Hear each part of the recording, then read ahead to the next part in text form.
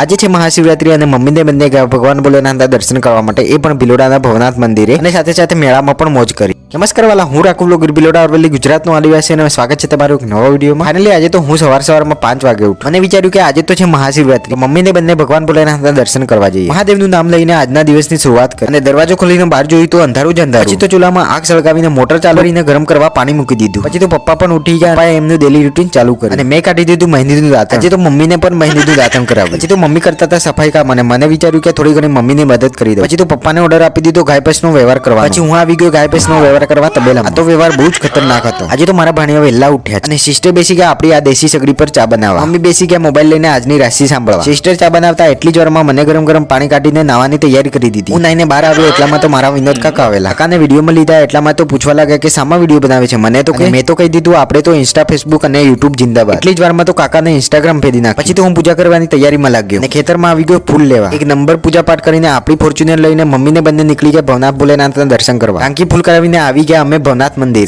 સવારમાં એટલી બધી ભીડ પણ નથી, એટલે એક નંબર દર્શન કરીને અમે આવી ગયા મેળામાં। અહીંયા તો જ્યાં જોઈએ ત્યાં બસ ચેવડાની જ લારી। એક સાઈડ ચેવડો બનાવવાનું કામ ચાલતું હતું અને એક સાઈડ વેચવાનું। અમે લઈ લીધો 1 કિલો ચેવડો। પછી તો આગળ ચાલતા જ મારી નજર પડી માટલા કુલ્ફી પર। કુલ્ફી જોતા તો મોઢામાં જીભ લબલબાટ થવા લાગી। પછી તો મમ્મી પણ તૈયાર થઈ ગયા માટલા કુલ્ફી ખાવા। જેમ ખાધી એમ સાલું મજા આવી। એક જ મિનિટમાં તો મારી કુલ્ફી ખતમ અને મમ્મીને રો અડધી પણ નથી થઈ। આગળ જતા નાના નાના ઢોલકડા વાળો મળ્યો। વિચાર્યું ભાણિયા માટે એક લઈ લઉં, પણ સાલું બહુ મસ્તી કરી। પછી તો એ પણ જતું કર્યું ને આગળ આવ્યા ને શાકભાજી ભરવા માટે મસ્ત સાબડી લઈ લીધી। પછી તો મારો ખાસ મિત્ર એવો કિસાન મળી ગયો। મુલાકાત થઈને બાળપણ યાદ આવી ગયું। પછી આગળ આવ્યા ને મમ્મી શું લેતા ખબર જ ના પડી। મેં પૂછ્યું આ બધું શું લે છે, અને મમ્મીને પોઈન્ટ મારીને કહી દીધું બસ તારો ટાઈમ આવી ગયો છે મારા કલેજા। પછી મેળાને પૂર્ણ વિરામ આપીને અમે આવી ગયા જીજુની દુકાને, અને જીજુના એક બાજુ પંખા ચાલતા હતા ને એક બાજુ ચા બનાવવાનું। જીજુ સાથે થોડી ઘણી મસ્તી કરીને ચા પાણી કરીને અમે આવી ગયા ઘરે, અને લાગી હતી ખતરનાક તરસ। પાણીનો એક ગ્લાસ ઠોકીને હાશ કરી અને મમ્મીને બંને બેસી ગયા બીટ ખાવા। પછી એક બીટ ખાઈને મારા ભાણિયાઓને લઈને નીકળી ગયો મારા ગામથી 4 કિલોમીટરના અંતરે આવેલા પત્રેશ્વર મહાદેવના મંદિરે દર્શન કરાવવા। તમે ના માનો અહીંયા એટલી ભીડ હતી કે શું વાત કરું। ને મારું કિસ્મત કે હું આવ્યો ને આરતી ચાલુ થઈ। પછી આરતી લીધી દર્શન કરવા લાઈનમાં રહેતા 20-25 મિનિટ તો આમ જ દર્શન કરી પ્રસાદ લઈને બહાર આવ્યા એટલે મારો મસ્તીખોર ભાણિયો ખોવાઈ ગયો। કરવું તો કરવું શું, 10-15 મિનિટ આમ તેમ દોડી દોડીને ગોતીને થાક્યા અને પછી છેવટના મળ્યો તો ફાઇનલી અમે આવી ગયા ઘરે અને સનસેટ થઈ ગયો। કે આજની આ વિડીયો તમને કેવી લાગી મને કોમેન્ટમાં જરૂર બતાવજો, અને વિડીયો સારી લાગી તો વિડીયોને લાઈક શેર